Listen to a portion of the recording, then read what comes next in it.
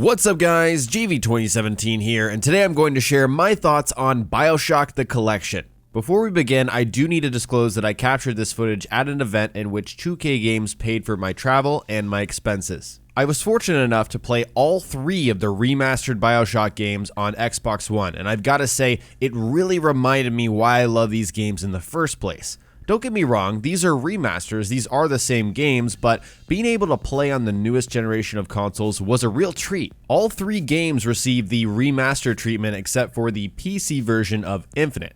All of them have better graphics, 60 FPS frame rates, and even some updated in-game models, especially with the older games. I'm going to go through and talk about my experiences with each game and then come to an overall conclusion at the end of the video. Let's get started with the first BioShock. I could immediately tell the difference in graphical fidelity from the very first plane crash scene. When Jack's hand is holding the cigarette, it looks updated. The lighthouse at the very beginning when you're swimming up has been touched up. And overall, I just didn't get the feeling that I was playing a game that came out 9 years ago. The incredible narrative is still there, and of course nothing has been changed because, why would you change something that's so fantastic? And so I was able to kill Dr. Steinman, meet Tenenbaum, and rescue my first little sister in the first hour that I played. There was still plenty of zapping, whacking, and Atlas dialogue to go around. After all, this is the same exact game, and a solid reminder of why I put it in my top 10 games of all time. Unfortunately, one of the weaker parts of the game, the hacking, is still present. There is so much hacking.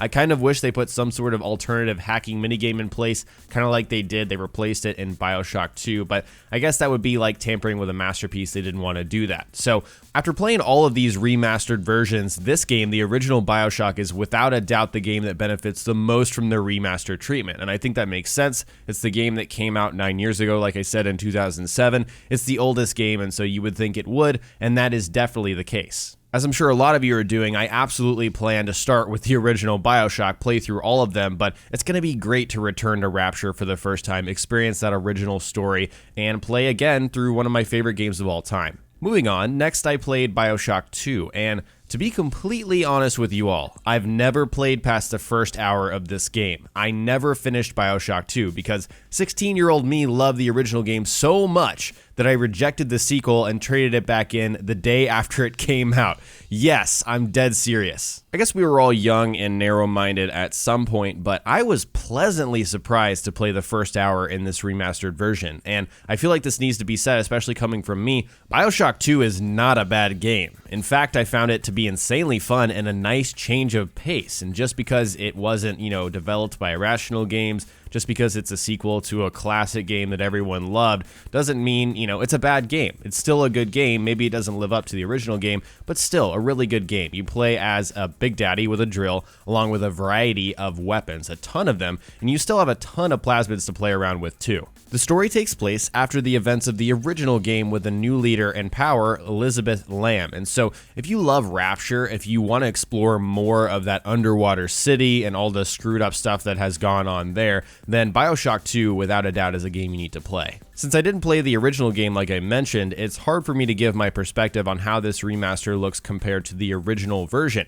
I can tell you that the game's fluorescent lighting, which is really kind of in contrast to the original BioShock, was impressive, and it looks just as good as the original game, the original BioShock, if not better, since it came out back in 2010. And so I will definitely be diving deep, no pun intended, into BioShock 2 once the collection comes out. I spent the majority of my time, almost 2 hours, playing BioShock Infinite again, and the word I had in my mind the entire time was polish. The game is so polished. While it's been over 3 years since Infinite originally came out on previous gen consoles, the Infinite remaster feels like it came out yesterday. The stylized graphics are on par with new releases in my opinion. I mean, it really looks that good. The gunplay and animations are huge upgrades over the previous 2 games, but they're still familiar. The story, while completely unforgettable during the first playthrough, is fantastic even after you know what's really going on. And what's great is the collection also includes Burial at Sea Parts 1 and 2. And so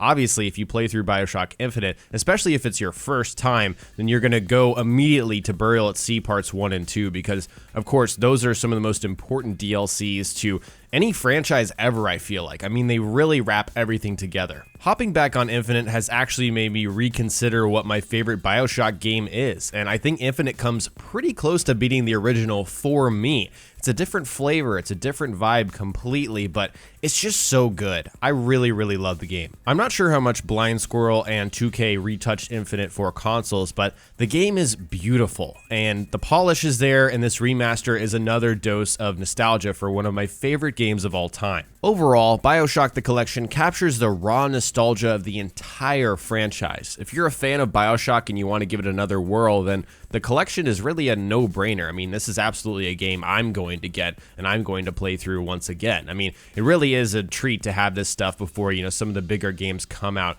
this fall. And so I'm going to be spending a lot of time with BioShock the Collection. If you guys are interested, the collection comes out this week on September 13th. And if you own the original BioShock, BioShock 2, and the Minerva's Den DLC on Steam, these remastered versions will automatically be downloaded for you for free, which is pretty cool. You don't have to pay again for this. But if you are on consoles, the collection will cost you $60 on Xbox One and PS4. So I'd like to hear from you guys. Are you getting the collection? Is this something you're interested in this fall? Is this something you're going to play before all the other big games come out like me? Let me know what your plans are in the comment section below. If you learned something new or enjoyed this video, remember to hit that like button. I would really appreciate it. And don't forget to subscribe for more video game news and tips and tricks videos. Talk to you guys next time. Peace.